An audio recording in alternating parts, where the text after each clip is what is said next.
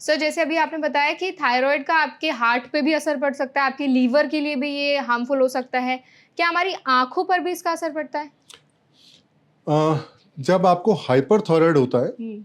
तो हाइपरथायराइड के अंदर एक ग्रेव्स ऑप्थेल्मोपैथी, ग्रेव्स डिजीज होता है, जिसके अंदर तो थायरोटॉक्सिक्स में मिलता है, टॉक्सिकोसिस में मिलता है। वहीं पर ग्रेव्स डिजीज में ऑप्थेल्मोपैथी हो जाती है, जो हमारी आंखें हैं वो बाहर की तरफ बल्ज करने लग जाती हैं। ओह! सो वो आंखों पे एक असर होता है। बेसिकली उसमें जो आई मसल्स की पैरालिसिस हो जाती है, जिसकी वजह से वो बल्ज आउट करती हैं। ओके, मतलब आँखों पर भी इसका जी असर जी हो जी जी। सकता है? लीवर पे जो मैंने आपसे बात की, उसका डायरेक्ट असर लीवर पे नहीं है, मगर जब बेसिक मेटाबॉलिज्म स्लो होता है, जब थायराइड बढ़ने लगता है, उसकी वजह से लीवर के अंदर एंजाइम्स वगैरह के अंदर बढ़ने लग जाते हैं, तो वो असर है, पर डायरेक्ट असर इसका लीवर पे नहीं है। ओके। जी। सर फॉर एग्ज़ाम्पल अगर उनको इस टाइप के सिम्पटम्स दिख रहे हैं, जो आपने सिम्पटम्स मेंशन किए कि आपके बाल झड़ रहे हैं या आपको पैल्पिटेशंस वगैरह हो रहे हैं, तो क्या-क्या टेस्ट कराए जाते हैं सबसे पहले?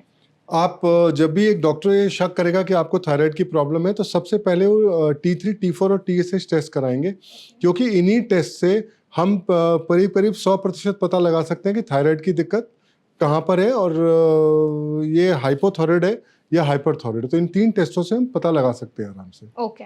सर आई एम श्योर आपके पास अलग-अलग तरीके के पेशेंट्स आते हैं। कभी ऐसा कोई केस आता है आपके पास जो आप भी एकदम शॉक हो जाते हो कि अरे! ये क्या कंडीशन है? या आपको थोड़ा कॉन्टेम्पलेट करने में टाइम लगता हो? देखिए, हमारे पास कई बार मरीज आते हैं जो आईसीयू में आते हैं, जिनके अंदर की हृदय की गति बहुत तेज होती है। उनको एक कंडीशन होती है जिसको हम लोग एट्रियल फिब्रिलेशन बोलते हैं। तो अक्सर ये सब माना जाता है कि ये जो बीमारी है ये हृदय की वजह से हुई है, हृदय की कोई गति बढ़ने से हुई है, पर जब हम इसे कारण ढूंढते हैं तो उसमें थायराइड के कल्प्रेट निकलता है। और इसकी हृदय की गति को कंट्रोल तो हम लोग कर लेते हैं, बट साथ में जब इसका थायराइड का इलाज किया जाता है तो ये पूरी तरह से ठीक हो जाती है। और थायराइड का आपको एक और समझना होगा कि थायराइड उन पॉपुलेशन के लिए भी बहुत इंपॉर्टेंट है जिनको हार्ट की प्रॉब्लम है। क्योंकि देखिए, अगर आपको हार्ट की प्रॉब्लम पहले से और आपको थायराइड की प्रॉब्लम हो जाती है, तो या तो आपके हृदय की गति बहुत तेज हो जाएगी या ब्रेडिकार्डिया, हृदय की गति स्लो हो जाएगी। दोनों ही केसेस में हार्ट के मसल्स वीक होने का डर होता है। इसलिए जिसको पहले से हार्ट की प्रॉब्लम है, उनको रेगुलर अपना थायराइड चेकअप कराते रहना चाहिए, क्योंकि ये आपकी प्रेजेंट कंडीशन को वर्सन कर सकता है। ओके। जी। आपने बताया कि अगर आपको कोई मेडिकल कंडीशन जैसे अगर आपको हार्ट प्रॉब्लम है तो आपको थायराइड का ध्यान रखना भी ज़रूरी है। हो सकता है आपका थायराइड भी बढ़ा हुआ है। जी। सर अगर किसी को डायबिटीज़ है या कोई और अदर मेडिकल कंडीशंस है, उनसे भी थायराइड ट्रिगर होता है या उसका कुछ रिलेशन होता है? देखिए, थायराइड का डायरेक्ट रिलेशन तो डायबिटीज से नहीं है, मगर ये दोनों ही आजकल अगर आप देखेंगे तो दोनों ही लाइफस्टाइल प्रॉब्लम्स हैं। तो जिस प्रॉब्लम की वजह से आपको डायबिटीज हुई, डायबिटीज भी अनुवांशिक है। अगर सपोज करिए आपके एक पेरेंट है, आपके पेरेंट को डायबिटीज भी है और हाइपोथायराइड भी है, तो दोनों डायबिटीज और हाइपोथायराइड दोनों का अनुवांशिक होने का चांस है। और अगर आप लाइफस्टाइल पे ध्यान नहीं देंगे तो ये दोनों बीमारियां आपको कोएग्जिस्ट कर सकती हैं एक साथ।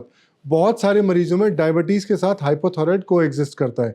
इसलिए ज़रूरी है कि हमें अपने लाइफस्टाइल का बहुत ध्यान रखना होगा, अपने वजन का ध्यान रखना होगा, अपने खान पान का ध्यान रखना होगा, एक्सरसाइज का ध्यान रखना होगा, ताकि दोनों बीमारियां से आप एटलीस्ट आप इनको बिल्कुल प्रिवेंट तो नहीं कर सकते अगर ये अनुवांशिक है, बट आप किसी तरह से इनको डिले कर सके या चांसेस कम हो इनके होने के। ओके। सर अभी आपने डाइट के बारे में बात की तो मैं आपसे जानना चाहूँगी, पहले तो आपने बताया था कि थायराइड के पेशेंट्स को ऐसा कुछ नहीं है कि कुछ पर्टिकुलर फूड आइटम्स अवॉइड करने हैं। क्या-क्या चीज़ें हैं जो उनकी डाइट में शामिल होनी बहुत ज़्यादा ज़रूरी जी, है? ये एक अच्छा सवाल है। देखिए, अगर सबसे पहले आयोडीन, मैंने आपको बताया आयोडीन की एक मात्रा है जो आपको लेनी है रोज।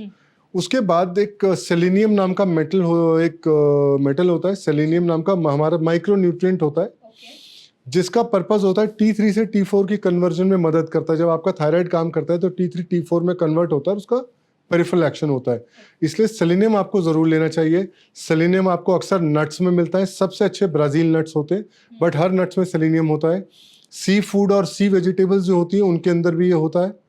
और बाद में आपको आयरन आपको अपने शरीर में पूरा रखना है, क्योंकि थायराइड अगर आपको है तो इस पर आयरन मेटाबॉलिज्म पे भी असर पड़ता है। उसी के साथ जिंक ज़रूरी है खाने के लिए।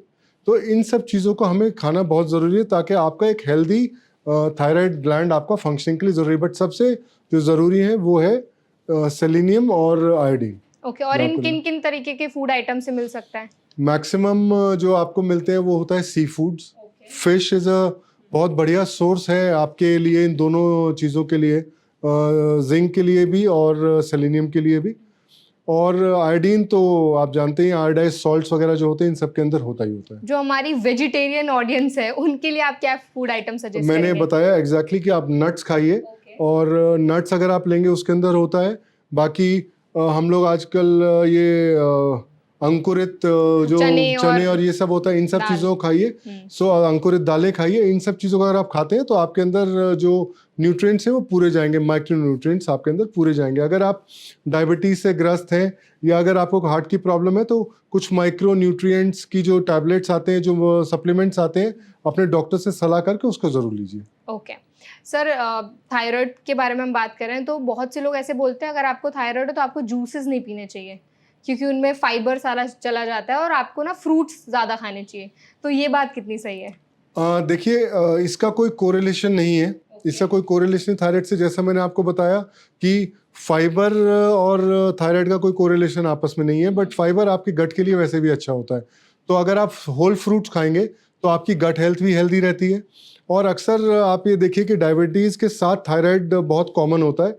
इस वजह से कई जगह यूट्यूब्स वगैरह पे मना किया जाता है, वो इसीलिए कि अगर आपको थायराइड के साथ डायबिटीज़ है और अगर आप जूस पियेंगे तो आपकी शुगर्स लेवल हे वायर हो जाएंगे, और इस वजह से कोशिश की जाती है कि आप इसको अवॉइड करें, और हमेशा होल फ्रूट खाना बेटर होता है जूसेस से। ओके, ऑल्सो आप एक्सरसाइजेस के बारे में भी बात कर रहे थे, किस तरह की एक्सरसाइजेस जो हैं वो थायराइड पेशेंट्स के लिए हेल्पफुल हो सकती हैं? हर तरह की एक्सरसाइज थायराइड पेशेंट के लिए हेल्पफुल है। अब वो चाहे अगर आप बहुत व्यस्त है तो आप वॉकिंग कीजिए। आजकल सबको कहा जाता है कि 6000 से 8000 स्टेप्स चलिए। बाकी जितनी हाइपरमेट्रिक एक्सरसाइजेज, स्विमिंग हो जाती है, वॉकिंग हो जाती है, playing badminton, squash, word cycling, जो भी आप करें, हर एक्सरसाइज जो शरीर के मेटाबॉलिज्म को अच्छा रखती है वो बढ़िया है थायराइड के लिए। ओके सर, जितनी भी हमने अभी बात की सबसे एक हाईलाइटिंग पॉइंट ये रहा है कि डाइट बहुत इंपॉर्टेंट है थायराइड के पेशेंट्स के लिए। बहुत से लोग कंफ्यूज रहते हैं कि डाइट के बीच में आइडियल जो गैप, मील्स के बीच में जो आइडियल गैप है वो कितना होना चाहिए, तो कितना गैप होना चाहिए मील्स के बीच में? देखिए, जनरली एक हेल्दी इंडिविजुअल को हम कहते हैं कि आप पेट भर के मत खाइए। तो आजकल जो नया हम लोग चलन है, हम ये कहते हैं कि आप दिन से 4 से 5 बार खाइए, पर थोड़ा थोड़ा खाइए, क्योंकि जब आप एक बार में हैवी मील ले लेते हैं तो आप आजकल का लाइफस्टाइल ऐसा हो गया कि हमारी ना तो एडिक्वेट एक्सरसाइजेज हैं।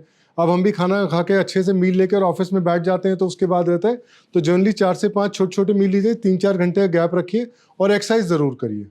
ये चीज़ें ज़रूर आपको करनी है। और जो आपको अपनी डाइट में इंक्लूजन्स करने हैं, वो नट्स एक बार ज़रूर आपको इंक्लूड करना है ताकि आपके थायराइड हेल्थ हेल्दी रहे।